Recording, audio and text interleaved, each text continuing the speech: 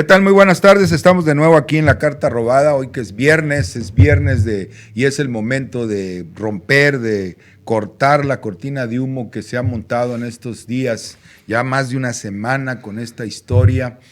Pues es una verdadera película de narcos o de historia de narcotráfico, así como las novelas colombianas, que hay muchas y que se están produciendo. Bueno, pues esta que nos montaron aquí con toda la intervención de una estrella de Hollywood como Sean Penn, y luego el New York Times, y luego La Respuesta, y bueno, y mire, curiosamente todos los que decían que era una cortina de humo, porque muchos lo dijeron desde el principio, pero luego se involucraron y al rato ya estaban todos metidos en si será cierto, no será cierto, se acostaron el Chapo y la Kate, como se diría en Sinaloa, ¿verdad? La Kate, se acostaron o no se acostaron, ¿cuántas veces se acostaron? Andaban todos ya muy preocupados por eso, y si el Chapo que se hizo una operación, que tomó Viagra, y en fin, una serie de estupideces, permítanmelo usted, puras estupideces que se han venido discutiendo en estos días, cuando todos sabemos, ahorita está el caso de Venezuela, que ya entró en emergencia económica, obviamente como resultado de que pues cayó el precio del petróleo. Venezuela es una economía 100% petrolizada, casi no produce nada internamente, es una economía pues que no se ha industrializado, que no le dio por ahí a Chávez ni a Maduro, y pues tiene total dependencia de lo que consume, que tiene que llegar de fuera. Entonces en este momento pues hay hiperinflación allá en los Estados Unidos, allá en Venezuela, y nosotros pues estamos cerca de un cuadro parecido, cerca de un proceso de hiperinflación, en donde la moneda se está devaluando, el petróleo está cayendo, el gobierno puede quedar insolvente, en fin, es un cuadro, como le diré, alarmante, dramático, similar al de los años 30.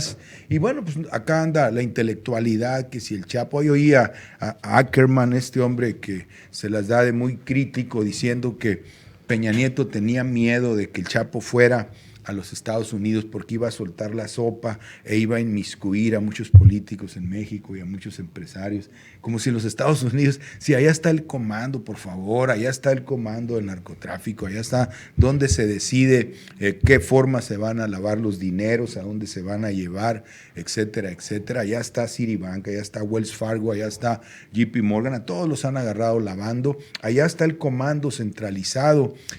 ¿Cómo pretender por parte de Ackerman, y me enfurece, me encabrita, cómo pretender, sí, hombre, que los malos están en México, ¿verdad? Y allá en Estados Unidos se va a saber la verdad, y allá se va a balconear a Peña Nieto, como si Peña Nieto fuera independiente de los Estados Unidos o de la banca?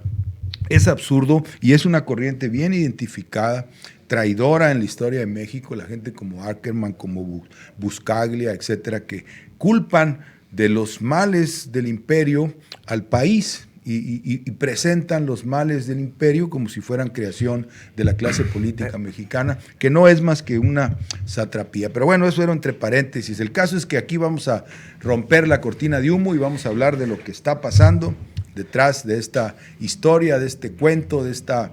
No podemos decir que es 3X, es realmente... No es 3X. No, pues bueno, pues al parecer para no llegó a tanto, pero... En fin, adelante. Mira, creo que hay que mencionar también las diferencias, por ejemplo, en lo que yo considero ya un concepto obsoleto, que es el de cortina de humo, porque lo mencionaste. Ajá. El concepto de cortina de humo que fue popularizado, yo creo que en los 90s más o menos, ¿no? O antes, yo no sé desde cuándo. Es básicamente mandar un suceso a la opinión pública para tapar el hecho de que exista otro más grave detrás. Ajá, ¿no? sí, sí. Es un suceso pues que no tiene mucha importancia, solamente una pues, distracción, ¿no? En la actualidad, ese concepto creo yo que queda obsoleto porque ya tenemos muchísimas más vías de información del ciudadano común, ¿no? Por ejemplo, en los 80s, en los 90s, el medio que reinaba la opinión pública era Televisa, los noticieros, era Jacobo Zabludowski, los periódicos. Pero hasta el otro día. Sí, hasta el otro día. Ahí creo yo que sí se podía hacer todo este procedimiento de cortina de humo. ¿Qué sucede en la actualidad? Y aquí está el caso de la detención del Chapo y otros más. hay un proceso de trivialización de la información y de un suceso de gran impacto empiezan a surgir vertientes que no tienen sentido, pero que sí generan morbo. Y entonces la gente se enfoca en esas, esas problemáticas mínimas o temas morbosos para olvidarse del tema, para el tema principal. Deception, sí. ¿Cuál es el problema de esto? Que cuando tú mencionas el término cortina de humo, muchas personas te van a tachar automáticamente de que eres un paranoico, que eres un conspiratorio, que militas en la izquierda radical, que todo lo ve mal, porque sí me ha tocado ver expresiones de ese tipo, ¿eh? Y pues bueno, por un lado les doy más o menos la razón, ya no puedes ocultar la información tan fácil, pero por otro lado sí puedes meter en la opinión pública a través de tus diversos medios, de las redes sociales, toda una amplia variedad de temática que no tiene ningún sentido y no es trascendente. Entonces, ¿qué sucede? Paralizas a la opinión pública, fragmentas la atención social y así tú puedes hacer un control de daños más efectivo. Mira, por ejemplo, capturan al Chapo Guzmán, que ahorita nos adentramos en la cuestión de la entrevista y todo. Lo capturan, a mí naturalmente me vino a la mente, bueno, y le irán a preguntar si hacen una extradición o algo, o el mismo gobierno de Peña Nieto, con quién se arregló al más alto nivel para que se saliera. Yo no he visto un solo periodista, ni de oposición, ni oficialista, que ponga esa pregunta sobre la mesa. ¿Por qué? ¿Quién dejó salir al Chapo? ¿Con quién se arregló? ¿Hasta dónde se tejen sus redes de corrupción? Nadie lo ha mencionado. Inclusive ahorita, y me sorprende la verdad, medios opositores enfocándose en Kate del Castillo, que si cometió un crimen o no, que si Sean Penn cometió un crimen, que los van a investigar. Vamos, se va degradando el contenido que debemos de estar tratando de conocer, ¿no? Sí, por eso es una operación de decepción. Ya no vamos a usar cortina de humo, es cierto, porque es un término muy antiguo. Muy antiguo. Deception, sí, es decir, claro. te ponen un escenario, te lo montan, le ponen personajes, le meten una buena tonelada de morbo, etcétera. Entonces la gente se distrae de los asuntos más graves que además están ahí enfrente de sus narices. Yo creo que es fundamental que cualquier mexicano y mexicana entienda o sabe o al menos intuye lo que significa el hecho de que el precio del petróleo esté en $20, la mezcla mexicana que puede llegar a 15, incluso menos, ¿verdad? Y lo que eso significa. A 10 inclusive. Ahorita el gobierno está tratando de presentar, hay una información que está llegando por todos lados, a todos los correos de gente que anda involucrada en información o algo que se llama Mundo Ejecutivo. Y es un servicio gratis donde se pretende dar la idea de que la economía de México está boyante. Ayer, por ejemplo, dijeron que las exportaciones de alimentos y de la industria de alimentos, no solo, digamos, el grano o la gallina o el puerco, sino ya procesado, ese rubro está sustituyendo a la exportación de petróleo, es decir, que los 100,000 millones de dólares que entraban antes por petróleo ya van a ser sustituidos por la exportación de alimentos, cosa que es absolutamente ridícula, pero el gobierno pues está tratando de cubrir la gravedad de lo que ocurre, solamente en el caso del precio del petróleo, lo que implica, ¿verdad? Y debería ser una situación de emergencia. Los intelectuales que andan perdiendo el tiempo con que si Kate es o no guapa y todo ese bola de estupideces, repito, deberían de estar alertando al país de lo que significa solo un aspecto, la caída de los precios del petróleo. Hay otros de los que vamos a hablar, pero la caída de los precios del petróleo para un país como México, y ahí está Venezuela ahorita en emergencia económica, es catastrófico. Ahora, no podemos olvidar el hecho, y esto me sorprende de algunos sectores de la población de un rango de edad en la adultez joven, en sus 30, 40, inclusive gente arriba de los 50 años, que he visto que reaccionan con molestia cuando les comentan algo relacionado a esta captura, de que puede ser un mecanismo de disuasión de la opinión pública, ¿no? Para disolver cualquier malestar social. Que no se les olvide que estamos en el país del chupacabras.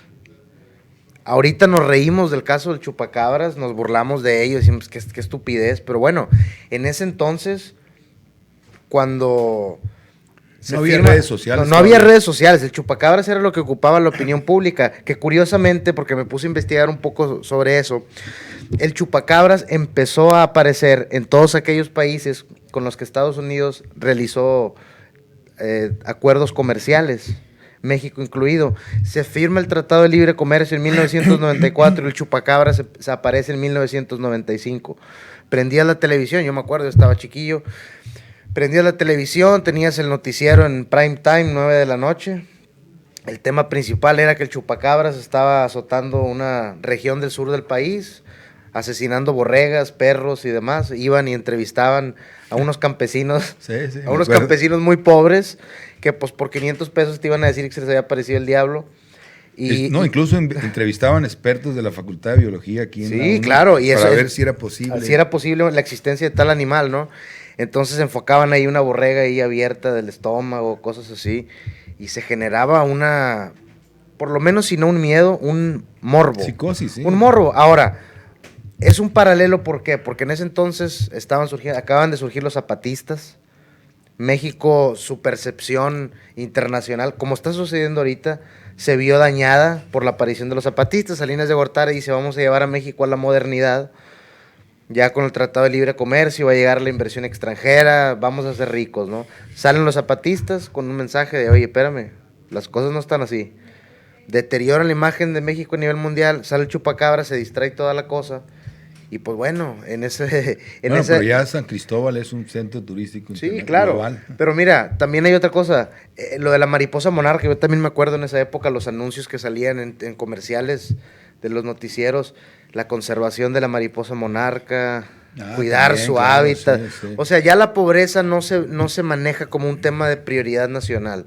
La mariposa monarca es más importante. Como ahorita sucedió con la cuestión de los circos sin animales, que mucha gente, me sorprendió a mí con estudios universitarios, con un nivel intelectual aparentemente alto, con ganas de cambiar la sociedad, estaban encantados porque por fin llegó la conciencia de la ciudadanía mexicana que prohíbe los circos sin animales. Curiosamente, iniciativa promovida por el Partido Verde, aliado del gobierno federal. Entonces, todos estos mecanismos son para... Dicen que ya un movimiento de los animales se van a unir para exigir volver al circo, porque ahí les daban de comer y los mantenían bien y los cruzaban. Y mira, Benjamín, tú te topabas cuando estaba esa ley apenas entrando en vigor y todo, cuando lo iban a aprobar, había discusiones serias en redes sociales, la gente se metía al tema y al final de cuentas, si tú ves ese pequeñísimo problema en un panorama más amplio, te das cuenta que no es nada, que no significa nada, que tú puedes quitar todos los animales de los circos y aún así va a haber pobreza, aún así va a haber violencia, aún así va a haber esto. Pero ya hiciste creer a esos sectores de la clase media que estaban participando para cambiar la sociedad. Sí, ahora lo que viene es lo de Moreira, que capturaron aparentemente, claro, porque no lo ha dicho ninguno de los diarios importantes de allá de España, pero ya lo dijo un sitio de internet que se llama El Español, de que habían detenido a Humberto Moreira. Recordemos que Humberto Moreira fue utilizado como chivo expiatorio para presentar la epidemia de deuda de los estados y municipios como un asunto local, ¿no? Casi personal de él, casi como una creación de él, que él había sido el único que había endeudado tanto a su estado. Luego pues apareció Nuevo León, apareció Chihuahua, Sonora, el Estado de México, y se empezaron a disparar todas las deudas. Perdón, pero en un momento se hizo creer que era obra y gracia de él en lo personal. Entonces van a este, ¿cómo se le dice? Delincuente, ¿verdad? En el imaginario de la gente. Como Medina, ¿no? Es lo mismo. Pillo, sí, este personaje, que resulta que ahora lo agarran en España, obviamente van a decir que se daba lujos y que la vida que llevaba y que la lana que movía. Y entonces ya nos van a tener otra vez entretenidos, ¿verdad? Y ahí están los intelectuales gastando saliva y que sí, que no sé qué, y que hagan esto y que hagan lo otro.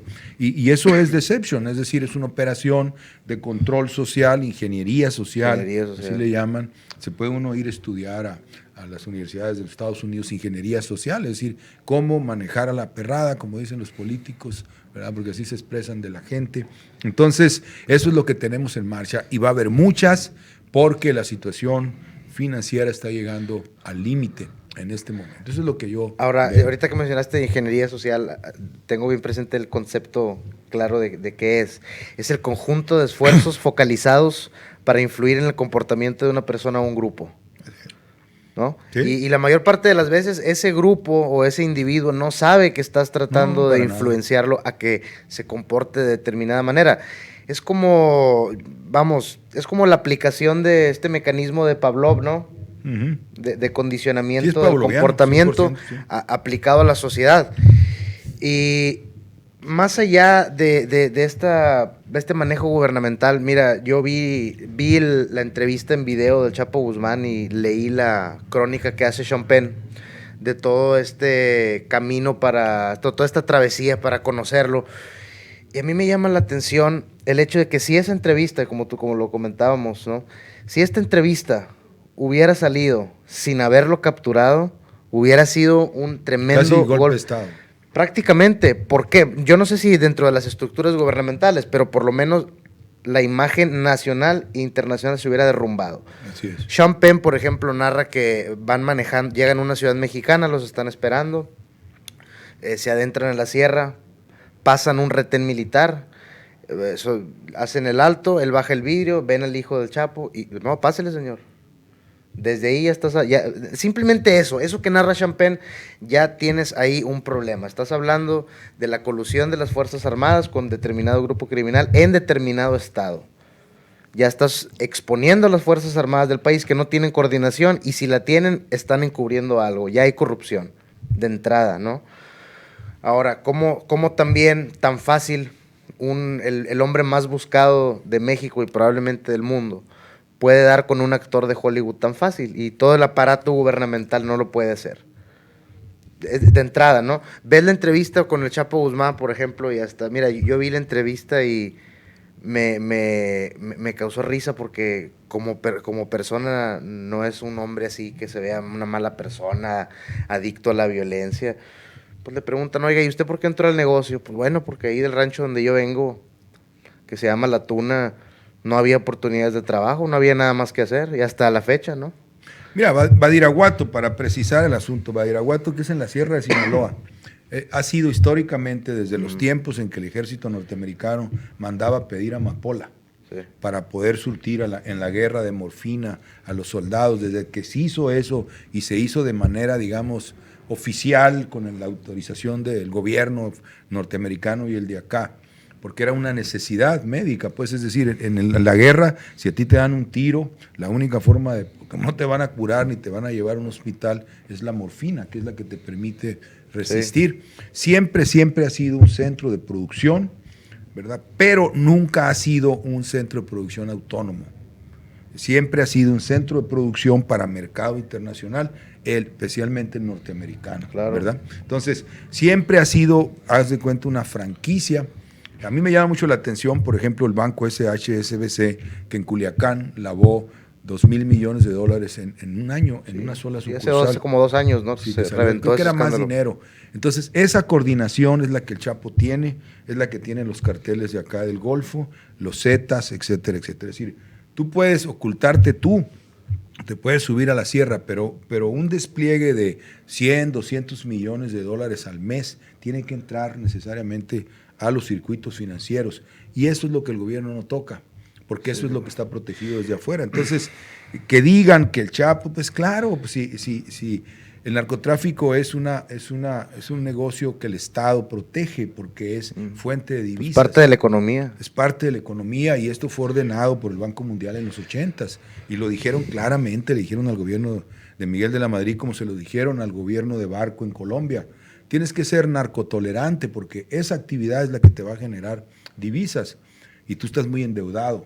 Así que desde entonces es más o menos oficial que México es un narcoestado, no tiene nada de sorprendente. Y mira, todo esto que mencionas tiene una finalidad tanto macroeconómica como microeconómica en los municipios, localidades pequeñas, ¿no? Toleran de alguna manera el narcotráfico como fenómeno en general, porque muchos de estos personajes del narcotráfico realizan una derrama económica al interior de sus municipios o sus regiones que el gobierno no puede hacer. no tiene dinero para hacerlo o no quiere invertir, ¿no? Ayer veía unos videos de algunas protestas que hubo en relación a la captura del Chapo, ¿no? Señoras diciendo que querían que lo sacaran porque iban a perder sus beneficios, iban a dejar de recibir medicinas o comida. Estamos hablando de un funcionamiento de un estado paralelo que no solo, regula las interacciones entre sus individuos, ¿no? Como regaña gente, les pegan si hacen algo malo, no, sino que realiza funciones administrativas y económicas, como casi como un programa social, ¿no? Sí. Ese es un punto importante. Otro. Como prospera. El hecho de que, ándale, como prospera. El hecho de que en México existe todavía una percepción muy ochentera de todo esto del narcotráfico. Y ahí hago también una crítica a todas estas series que andan de moda, desde El Señor de los Cielos, desde el Narcos y todo, que de alguna manera mencionan que ellos no enaltecen el fenómeno del narcotráfico, pero claro que lo hacen. Ahora, a mí no me espanta, sé que es un submundo, a mucha gente le gusta, sin embargo, sí creo que se pierde la visión de la realidad. ¿En qué sentido? Por ejemplo, la captura del Chapo Guzmán no va, y él mismo lo dice en la entrevista, no va a mermar en ningún sentido las operaciones del grupo. Sí, en ningún motivo, de ninguna... Él es un gerente regional. Él es un gerente regional, exactamente. Y algo que muchas personas no entienden, a diferencia de, por ejemplo, Pablo Escobar, que él era la cabeza de todo, que si tú quitabas la cabeza, pues casi todo se desboronaba, era un... Sí, no es cierto en el sentido económico, pero en el sentido de su organización, ese tipo de grupos ya no existen. Se han diversificado con el libre mercado, ya no son... estructuras verticales completamente, sino que se descentralizan. Es un proceso de adaptación al libre mercado. En Colombia fue muy claro porque los Bush se deshicieron del cartel de Medellín, incluyendo a Pablo y a Rodríguez Gacha, el mexicano que le decían, y a otros, Carlos Leder antes que él. Y la alianza de los Bush fue con el cartel de Cali, que era un cartel civilizado.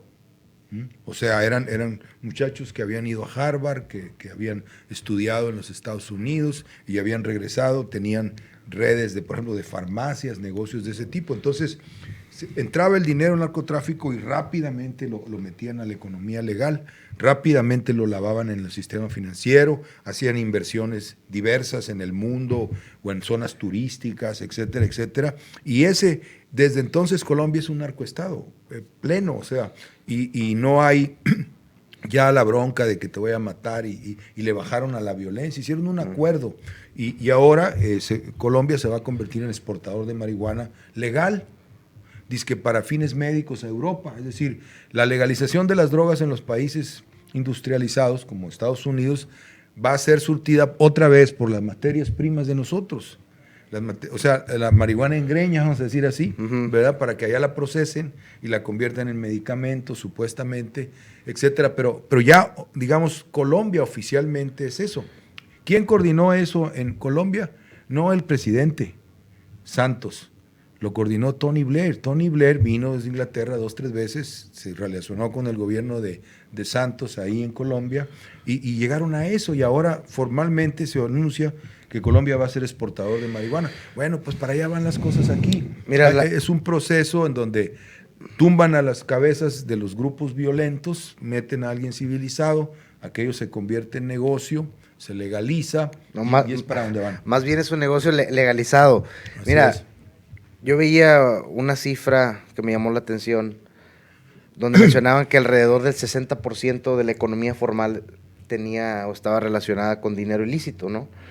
Y que México era un paraíso de lavado de dinero por diversas razones, porque no había muchos controles, las instituciones de procuración de justicia solamente se enfocaban en un aspecto, por ejemplo, encarcelan a alguien, pues sí, está bien, nada más que pues, no le congelan sus cuentas, no le quitan sus bienes patrimoniales, no investigan sus nexos con algún partido político. La parte financiera no se toca. La parte financiera nunca se toca. ¿Sabes cuál es el único caso que he visto en tiempos recientes de toda una operación de inteligencia financiera para acabar con un enemigo público?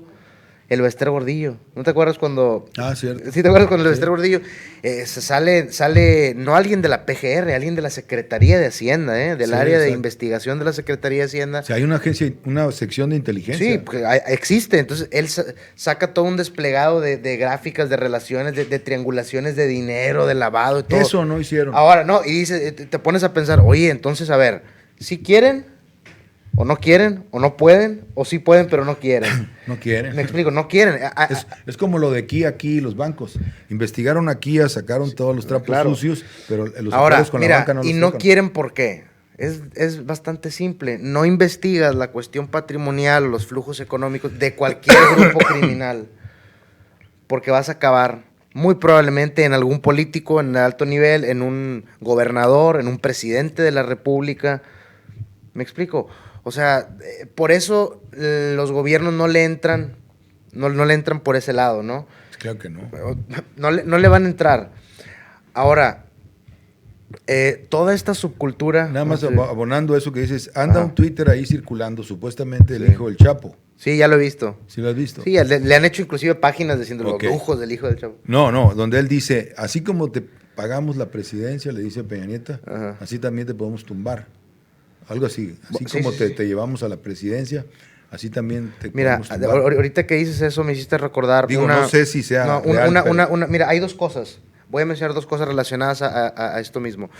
Una, hace unos años, después de la elección de 2012, un ex jefe regional de la DEA en Estados Unidos Ujú. estaba mencionando que había habido durante la campaña un financiamiento muy alto a la campaña de Peña Nieto de parte de grupos criminales, que ellos lo tenían detectado, pero pues nunca hicieron nada.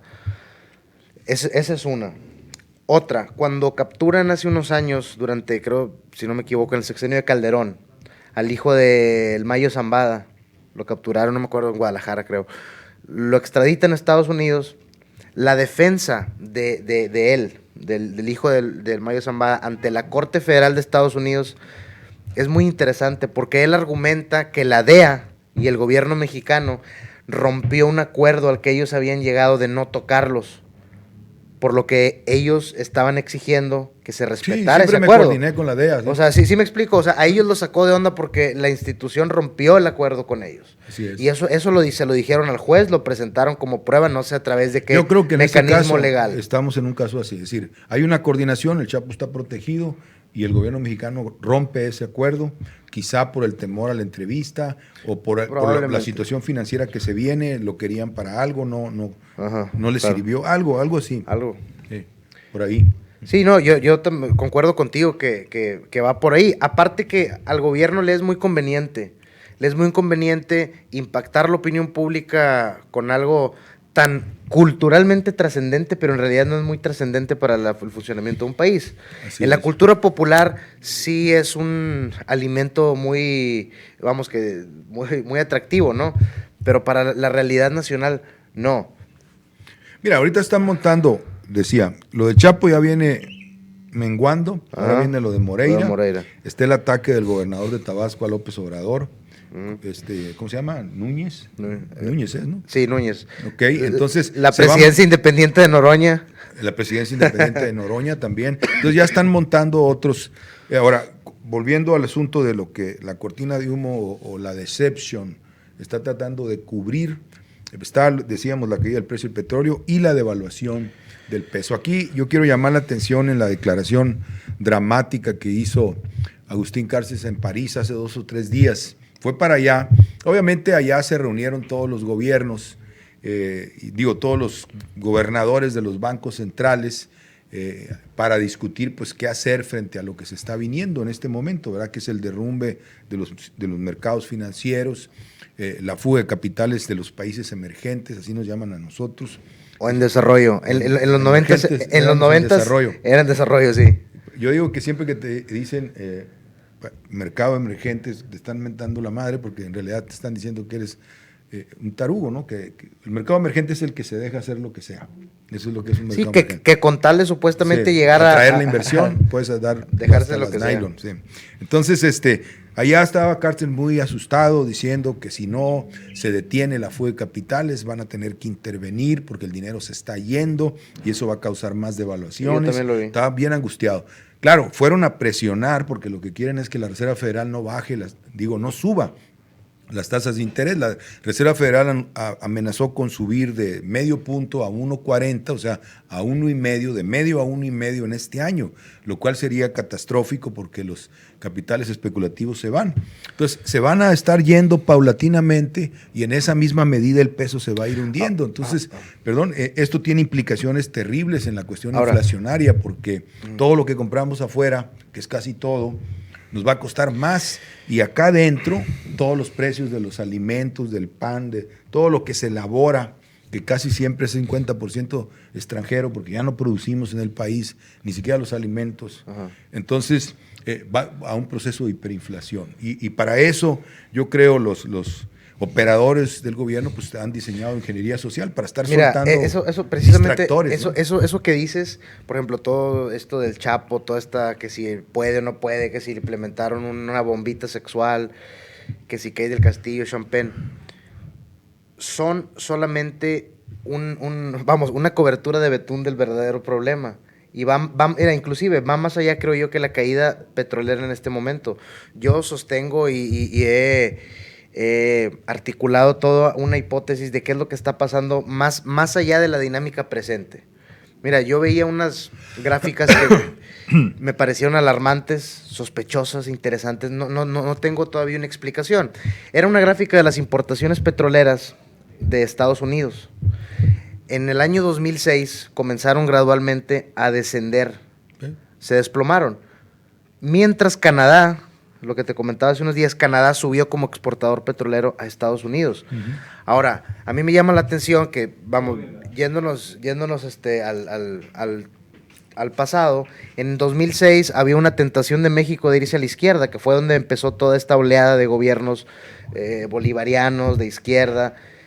Venezuela junto con México, los dos empezaron a caer de manera paralela como exportadores de petróleo a Estados Unidos. En otras palabras, nos estaban dejando morir desde ahí, ¿no?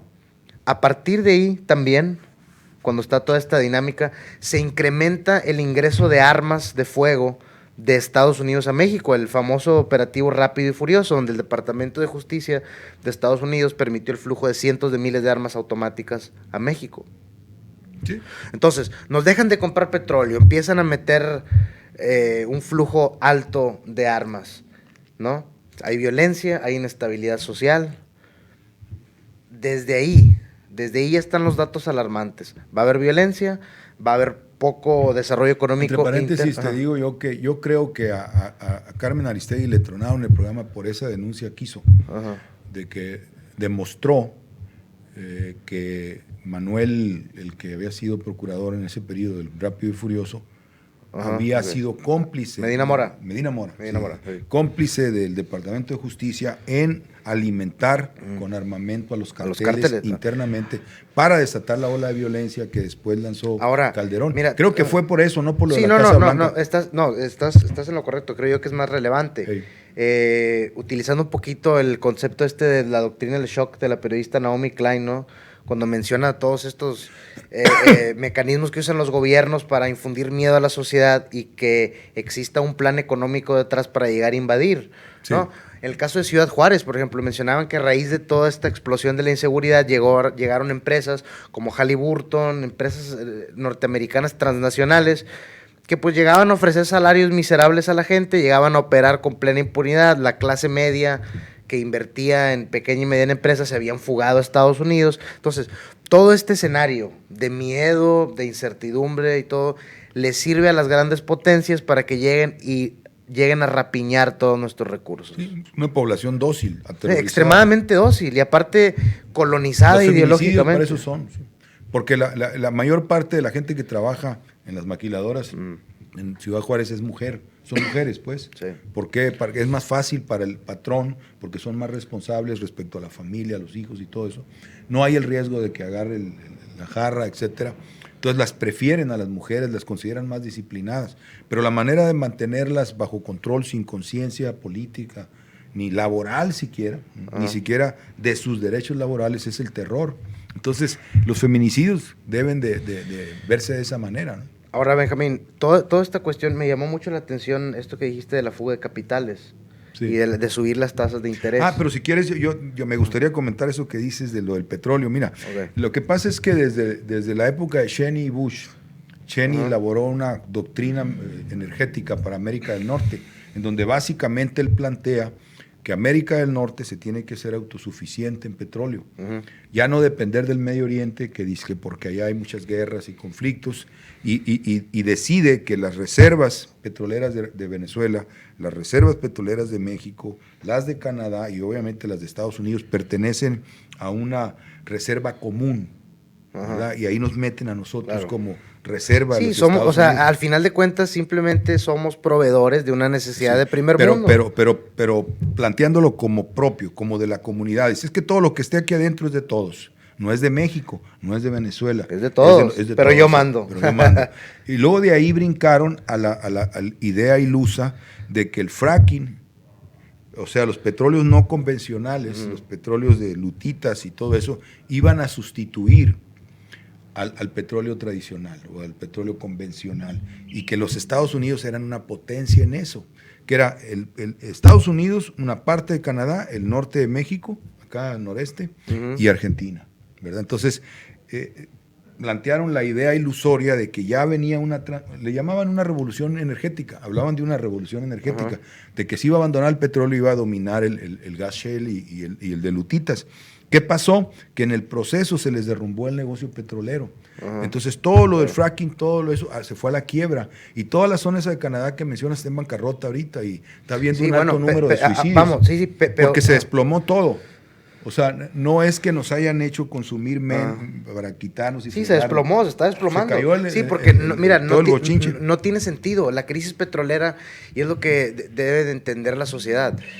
La crisis petrolera no es porque falte petróleo, en realidad hay una sobreproducción de petróleo que ahí está guardándose. Algunos especulan que Estados Unidos lo que quiere es guardar sus reservas. Con esta baja a nivel mundial del petróleo, abastecerse de reservas petroleras para no sé cuántos años, porque ellos saben del inminente colapso del energético en unos años, y quieren así asegurarlo, obviamente llevándose entre las patas a muchas personas, ¿no? Mira, sí, ahorita se les ocurren muchas locuras, nunca funcionan. Ahora, no funciona, evidentemente no funciona. Son locos. Pero, mira, no funciona, pero sí afecta a otras naciones. Sí, eso sí. Ahora, mira, toda esta cuestión petrolera, hay dos casos emblemáticos de todo este proceso que yo veo que se está adhiriendo, como se diga, a todo este negocio petrolero. Como te lo comentaba hace unos días, la quiebra de Enron, el colapso del mercado hipotecario de Estados Unidos, que por cierto hay una película en el cine que se la recomiendo. Yo también. No la he visto, pero parece que es buena. Güey, está muy buena. ¿Cómo se llama? Se llama La Gran Apuesta. La Gran Apuesta. Trata sobre unos miembros del sistema bancario y de ciertos fondos de inversiones. 2008, ¿no? 2008, que ellos, bueno, uno de ellos descubre o se da cuenta que el mercado hipotecario dentro de unos años, cuando se suba la tasa de interés el año que viene, muchos sectores van a caer en impagos porque se emitieron muchos créditos de los bancos sin pedirles nivel de ingresos. Incluyendo México. Sí, y que, aunque ni siquiera fueran ciudadanos americanos, ellos daban créditos a lo loco. ¿Por qué? Porque para el intermediario era redituable, das créditos y el banco te absorbe la deuda y tú ya te quedas con una comisión. El banco lo absorbe, ¿no? Sí. Y luego el gobierno. Ahora, yo lo que veo es que hay ciertos paralelos en lo que está sucediendo con el petróleo. Si tú te fijas, todos los mercados, el que sea, Enron incluido, ellos empiezan a condenarse cuando entran en el terreno de la especulación, ahí ya fritearon. A Enron le pasó, crearon un concepto llamado valor hipotético futuro, anotaban en sus registros contables lo que en teoría debían de recibir en un lapso de varios años por determinada inversión. Sucedió con Enron, con el mercado hipotecario, pues fue prácticamente lo mismo. Ellos empezaban a dar créditos a lo loco, se dieron cuenta que la gente no iba a pagar. Ahora, para ubicar eso que estás mencionando es bueno, porque mucha gente, yo te digo que hablo con mucha gente así, siempre hay la idea esta de que como veíamos ayer cuando estábamos en la comida, Ajá. de que los Estados Unidos son todopoderosos, de que Sí, los gringos ya tienen todo calculado y que hicieron esto y lo otro, pero ellos ya saben y ese tipo de fantasía. En realidad, los Estados Unidos dieron un viraje a partir de los 80, por allá, cuando la Comisión Trilateral, el gobierno de Jimmy Carter, por allá, hacia lo que ellos llamaron la sociedad postindustrial. O sea, fue una decisión de la élite decir, nosotros ya estamos industrializados, ahora nosotros vamos a trasladar la industria allá donde está la mano de obra barata, a China, a México, a Centroamérica, y nosotros nos vamos a quedar aquí con el conocimiento, los software y todo lo que es el futuro. Hablaban del Sunrise Industry y la Sunset Industry, o sea, la industria del amanecer y la industria del atardecer. La que va saliendo y la que se La va industria, empinando, ¿no? el acero, la Claro. maquinaria, la automotriz, ya es el pasado, eso ya se superó. Ahora vamos a la sociedad postindustrial. Nosotros ya no vamos a ser industrializados. Eso déjenselo allá a los mexicanos que nunca han tenido y les vamos a mandar todo para que maquilen. Hicieron este traslado de industrias a China, principalmente. Las industrias de China no son chinas, son norteamericanas y europeas, que están allá usando la mano de obra barata china, igual las que tenemos aquí nosotros. Aquí ya no hay nada nacional. En fin, así es por todo el mundo. Entonces, ahora, como resultado de eso, el norteamericano promedio está en bancarrota porque ya no tiene chamba en la industria. Todos los obreros orgullosos de Detroit, Sí, claro. ¿cómo se llama de Ohio, toda esa zona automotriz, Sí, industrias Detroit, la espaciales, ciudad Detroit, quebró por eso. se fueron a la ruina y se fueron a trabajar a Walmart, a McDonald's y todo eso, ¿verdad? Entonces, el norteamericano por se empobreció, se derrumbó pues todo el proceso. Sí. Por eso el consumo de petróleo se está cayendo. Ahora, fíjate lo que estás mencionando, la gravedad del asunto. Sí. Estando el petróleo tan barato, ha bajado el consumo. Así es. O sea, imagínate que subió. Inflación, exactamente. Precisamente por eso los Estados Unidos van a hacer todo lo posible para que el petróleo no vuelva a subir. Y ahí nos llevan entre las patas a todos nosotros. Mira, por ejemplo, esto que mencionas del aumento de las tasas de interés. El mercado hipotecario en Estados Unidos reventó porque subieron las tasas de interés. Fíjate cómo estamos ahorita en México. Van a subir las tasas de interés. Sí, olvídate. Está toda la deuda que tenemos con los bancos. Que, por cierto, el Banco Mundial ya empezó a inyectar dinero al mismo gobierno federal. Al gobierno, con Mancera, el Banco Mundial va a invertir en un proyecto hidráulico. El programa Prospera, el año pasado o antepasado, ya le empezaron a meter varios millones de pesos. ¿Qué nos está diciendo esto? Que la banca y las entidades especulativas financieras están buscando infiltrar lentamente al Estado para que ya tengan más autonomía y más poder sobre los gobiernos para abastecerse ellos, mientras abastecen a las naciones de donde salen, por ejemplo Estados Unidos o las grandes potencias. ¿Qué sucede con esto? Que pues bueno, desgraciadamente nos está costando ser un país pues de segunda mano, por así decirlo, ser sirvientes históricos de las potencias. Una colonia. ¿Sabes qué es lo más lamentable, Benjamín? Lo que a mí me parece más lamentable, que teniendo todos estos datos afuera, que teniendo todos estos escenarios de gran interés catastróficos, el mexicano y la ciudad de Monterrey, por ejemplo, es uno de los países más felices del mundo y una de las ciudades más felices del mundo. Bueno, pues es que, ese es ¿quién va a decir que no es feliz? Por eso, por eso. Yo bien, sé. Bien, pero ni modo, como hacen ahí. Sí, bien, pero ni modo. No le hace. Pero ahí tienes un problema cultural, porque el mexicano como individuo histórico se percibe como alguien que a pesar de tener todo en contra, pues hace algo con más ingenio que los demás para salir adelante. Y eso nos ha costado muchísimo. La cultura popular está llena de chistes donde estaba el francés, el americano y el mexicano que no tenía nada y estaba medio pendejón, pero salió más ingenioso. Y nos reímos de eso. O sea, de alguna manera es un ancla cultural. Sí, yo creo que eso, pero principalmente la responsabilidad es de la clase política, porque la clase política está volteando para otro lado. Y los intelectuales como Ackerman, como Buscaglia, como todos esos, ¿cómo se llama? Sergio Aguayo, que hoy va a dar una conferencia sobre cultura y no sé qué y no sé cuánto. ¿Dónde, aquí? No, en México. No, en México. Pero con un nombre tan pedante la conferencia que uno dice, estos intelectuales están aterrorizados, ¿verdad? Es típico del intelectual, es miedoso, es cobarde. Entonces no se quieren enfrentar al derrumbe o no lo entienden, ¿verdad? La clase política pues tiene sus razones para hacerse la oxisa, porque es responsable, ¿verdad? Pero es sorprendente que nadie está diciendo, hey, ¿qué es esto? Es como el 32. Sí, claro. ¿Verdad? Nadie. Todo el mundo anda en Sí, otro pero mira, volviendo un poquito al tema, porque ya casi se nos acaba el tiempo. Sí. Estamos hablando de cuestiones económicas, de escenarios de colapso, de crisis social, de derrumbe del petróleo. Contrástenlo con las imágenes que tenemos aquí en la pantalla, Así con el es. problema ese. O sea, en realidad, el debate en los círculos sociales pequeños, yo estoy seguro que debe ser eso.